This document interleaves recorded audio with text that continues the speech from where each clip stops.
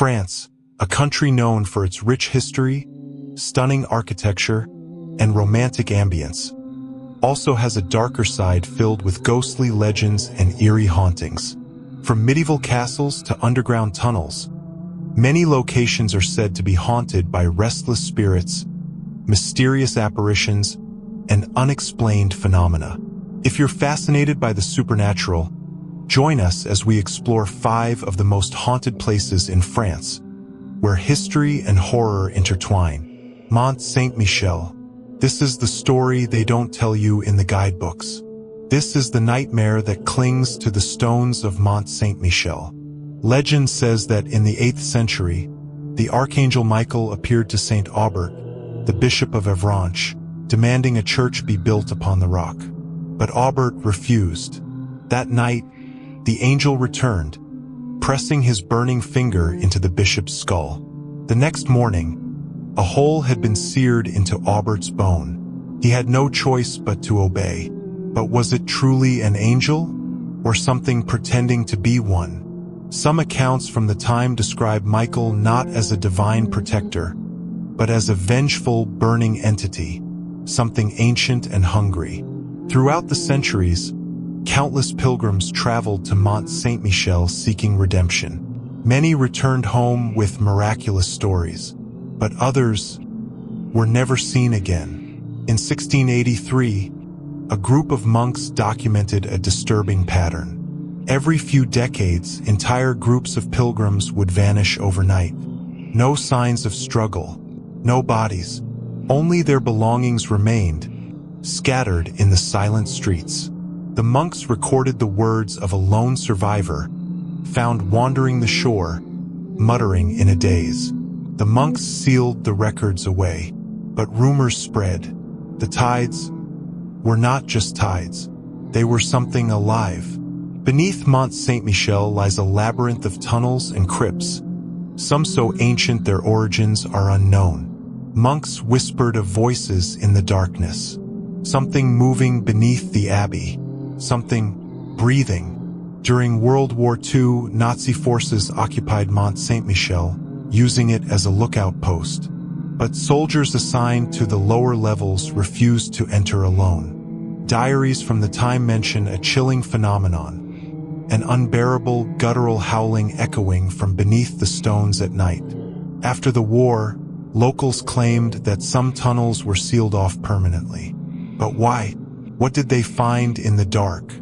In the 18th century, Mont Saint-Michel was transformed into a prison. Hundreds of men wasted away in the cold, damp cells, their cries lost beneath the crashing waves. But something else was imprisoned there, something worse. The inmates spoke of a cursed cell, deep within the abbey, where the walls seemed to whisper.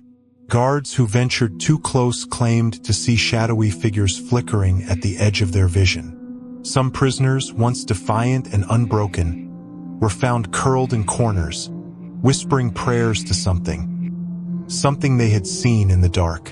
In 1820, an entire wing of the prison was mysteriously bricked up overnight. No record remains of what was inside. Mont Saint-Michel remains a breathtaking wonder. Tourists flock to its halls, snapping pictures, marveling at its beauty.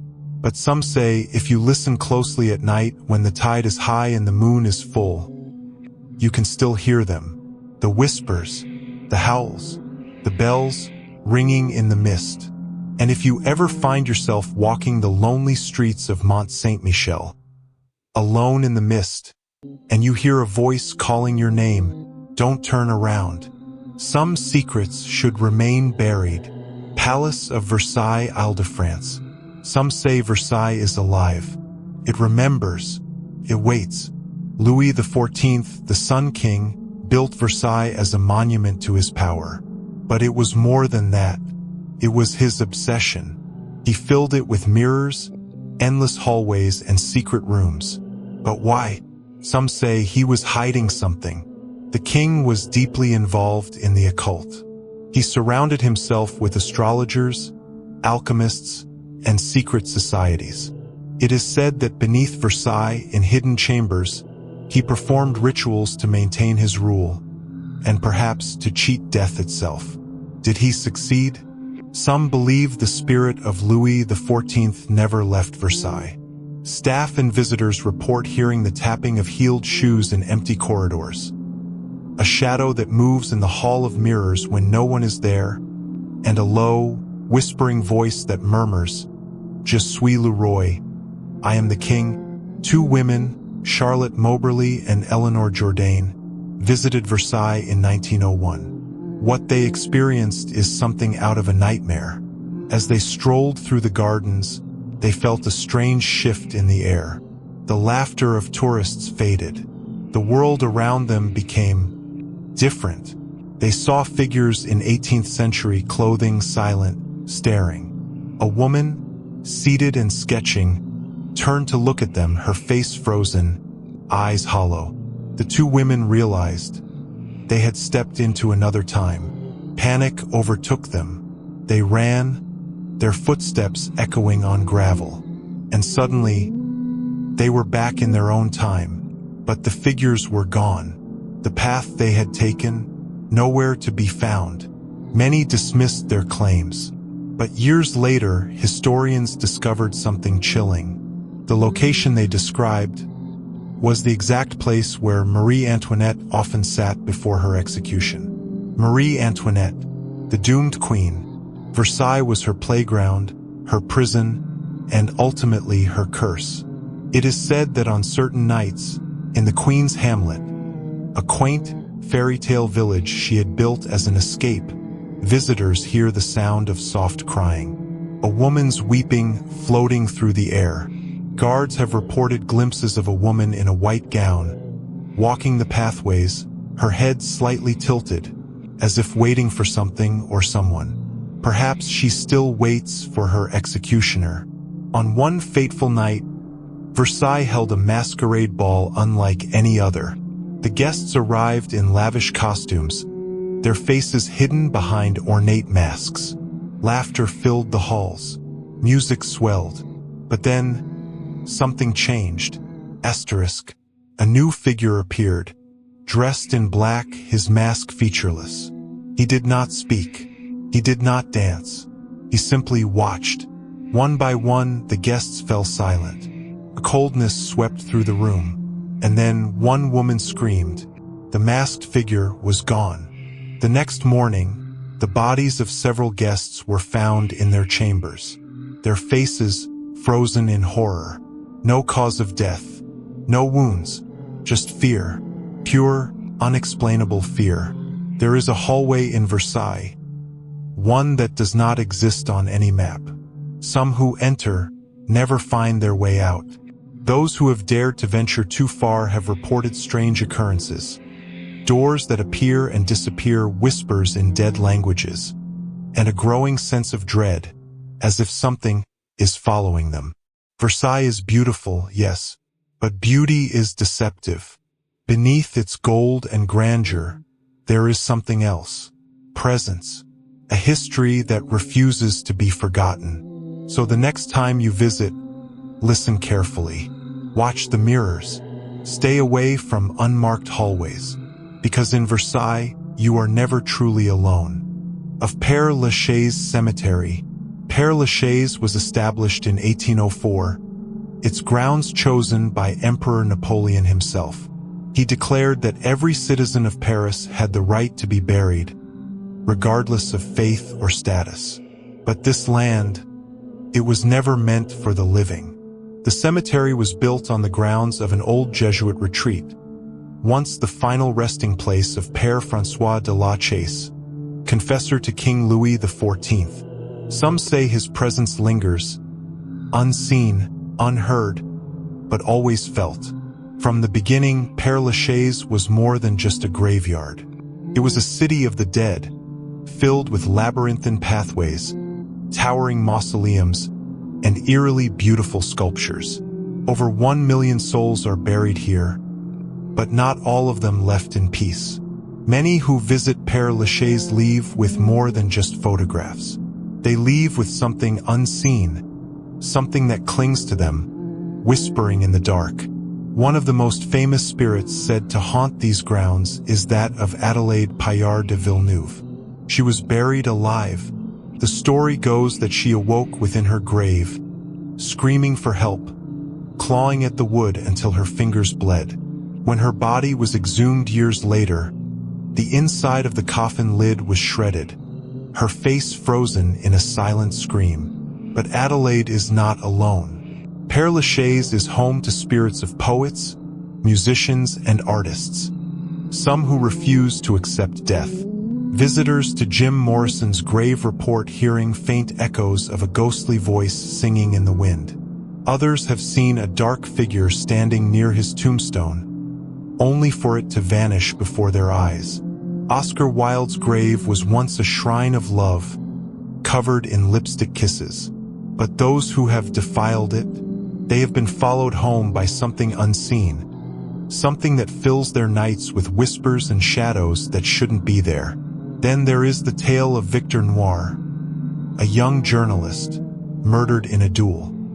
His grave is marked by a lifelike bronze statue, his face peaceful, his body sprawled as if freshly fallen. Over the years, women have come to touch his lips, his hands, even other parts, believing it brings fertility and passion. But some say that if you stare too long into his eyes, he stares back. Visitors have reported the sensation of unseen hands brushing against them, whispers in their ears, an overwhelming sense of sorrow. Some have even claimed to see Victor Noir himself, standing among the tombstones watching. And then, there is the weeping woman, a woman in black, seen kneeling by the graves of those long forgotten. Some say she cries for the dead. Others say she is the dead. Those who approach her report an unbearable chill, a sense of dread so deep it seeps into their bones. And when they look away, she is gone. The spirits of Père Lachaise are not content with the silence of death. Ghost hunters, skeptics, and curious explorers have captured chilling evidence. Faces appearing in the darkness, orbs of light darting between the graves, eerie whispers caught on recordings saying. Some even claim to have been touched by icy fingers, pushed by unseen forces, or lured into the deeper, darker parts of the cemetery, where the sun never quite reaches. But the most terrifying stories? They come from those who enter Père Lachaise at dusk, and never come out the same. Those who say they've seen figures lurking in the fog, waiting just beyond the edge of sight. Those who hear footsteps behind them, but turn to find nothing but shadows. If you ever visit Père Lachaise, remember this: never stray from the paths, never linger after dark, and if you hear a voice calling your name, run. Some graves should never be disturbed. Some spirits never sleep. Père Lachaise is waiting. Will you be next? The haunting of Château de Chateaubriand. The history of Château de Chateaubriand stretches back to the 11th century, a fortress of war and nobility. Through centuries, it has witnessed invasions, royal conflicts, and brutal deaths. In the 16th century, Château de Chateaubriand became home to Jean de Laval and his wife, Françoise de Foix, a woman of beauty and intelligence. She captured the heart of King Francis I and became his mistress. But what happens when love turns to jealousy and admiration becomes a death sentence? On the night of October 16, 1537, the château's walls trembled with muffled screams. Françoise de Foix was locked away in her chambers, her fate sealed. Some say her husband, enraged by her past affair with the king, ordered her slow and painful demise. Was she poisoned, beaten, left to wither away in her chambers? No one knows for sure, but when dawn arrived, she was dead. Her lifeless body, pale and cold, was found within the chateau. The official records claim she died from a mysterious illness, but the bloodstains said otherwise. It is said that every year, on the anniversary of her death, Françoise de Foix returns, Visitors and staff report an unshakable presence, the feeling of unseen eyes watching. Some claim to hear the soft sobs of a woman echoing through the halls. Others have seen a pale figure in a blood-stained gown wandering the corridors, her face frozen in terror. And then there are the scratching sounds, faint at first like nails against stone, growing louder and closer. The chateau is filled with stories of shadows moving in the dead of night. People wake up with deep scratches on their skin, as if something or someone tried to claw them. One of the most disturbing legends of Château de Chateaubriand is the blood-stained mirror. It stands in a dimly lit room, its glass forever marred by something that refuses to be wiped away. Some say if you stare into the mirror for too long, you'll see what she saw in her final moments. The hands grasping her throat, the terror in her eyes, and if you listen closely, you might hear her last breath. There is a room in the chateau that remains locked to this day. Those who have dared to enter speak of an unbearable pressure in their chest, as if unseen hands are squeezing the life from their lungs. A paranormal investigator once stayed the night, determined to uncover the truth. His cameras captured something chilling. Deep scratches appearing on his arms as he slept. The room was empty, yet something was there. He left before sunrise, vowing never to return. Château de Chateaubriand is a place where time stands still, where the past refuses to be forgotten. It is more than a historic landmark. It is a tomb for restless spirits. And if you ever find yourself walking its halls, listen carefully, for the whispers of the damned may be calling your name. She never left. The Paris Catacombs, France. Beneath the bustling streets of Paris lies a dark, forbidden world, where the dead far outnumber the living. Welcome to the Paris Catacombs, an ancient burial site that hides more than just bones. What secrets does this underground labyrinth keep? And why do so many who venture inside never return the same? The Catacombs of Paris, an unsettling necropolis that stretches for over 200 miles. What was once a limestone quarry in the 13th century became, by the end of the 18th century, a massive ossuary to house the remains of over 6 million souls. But the real horror lies not just in the bones, but in what lurks deep in the shadows. Today, the catacombs attract thousands of curious visitors. But while the guided tours show only a small, safe section, the real catacombs are far more sinister, filled with forgotten corridors and rooms where the dead have been left to rest. Or perhaps, not rest at all. It's not just the overwhelming presence of death that makes the catacombs frightening. It's the stories of those who have ventured too far, who've heard whispers from the walls, who felt the cold grip of something unseen. In 1794, the catacombs were officially consecrated as a burial ground. But long before that, the tunnels were already in use by secret societies, criminals, and the homeless. Some say the catacombs are cursed, that those who wander too deep vanish. Many of the disappearances are shrouded in mystery. People have been found deep inside, their eyes wide with terror. It's as if they saw something they weren't supposed to. Others leave, but they are never the same. There's a darkness in those tunnels that changes you. It's said that if you venture off the official path, you might stumble upon the forbidden zone, a place where few have returned from. Those brave or foolish enough to go off the grid report strange phenomena. Unexplained noises, the sudden feeling of being watched, and shadows that don't belong to any living thing. As you descend deeper, the bones are everywhere.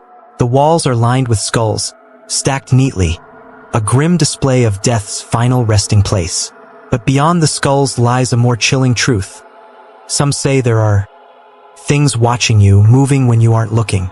Ghosts of those who once lived in these tunnels, never truly leaving. In 2004, a group of explorers discovered a hidden film reel deep inside the catacombs. It contained footage of people who had wandered too far into the darkness, their faces twisted in terror, their final moments captured on film before they vanished without a trace. The footage was never fully analyzed, and the fate of those in the video remains unknown. Some believe that they were caught in a sinister ritual, one that has been hidden in the catacombs for centuries.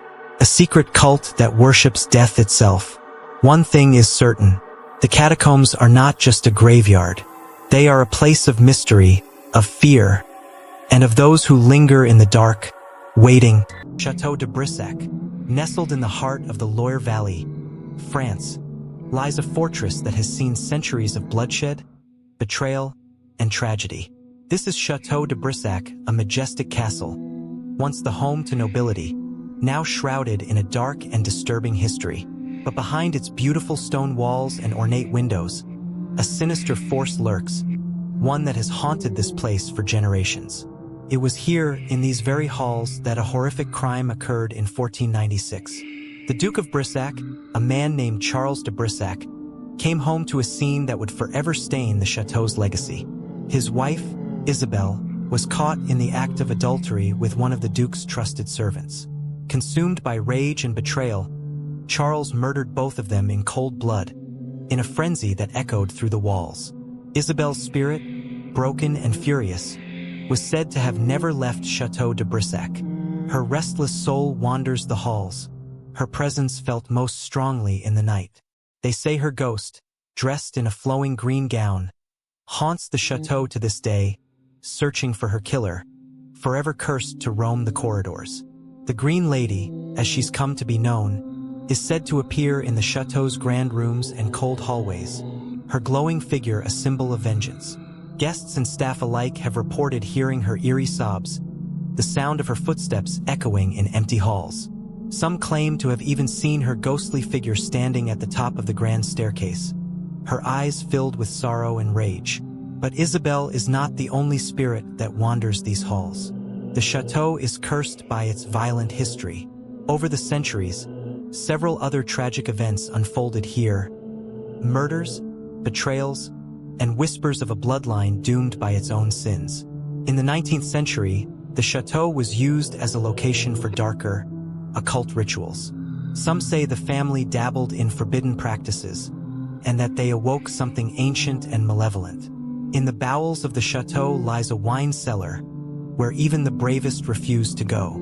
Legend has it that in this very place, the spirits of those murdered here, Isabelle, and the many others who met their end within the castle's walls, are trapped. Their souls are said to be bound to the very stone, unable to escape. And some claim that, on rare occasions, the smell of blood and death still lingers in the air. So, what is the truth behind the haunting of Château de Brissac? Is it a curse, a restless spirit, or something darker? France's haunted history is more than just old legends. It lingers in the shadows, whispers through ancient corridors, and sends chills down the spines of those who dare to explore. Whether it's the echoing cries of lost souls or the flicker of unseen eyes watching from the darkness, these places hold secrets that may never rest.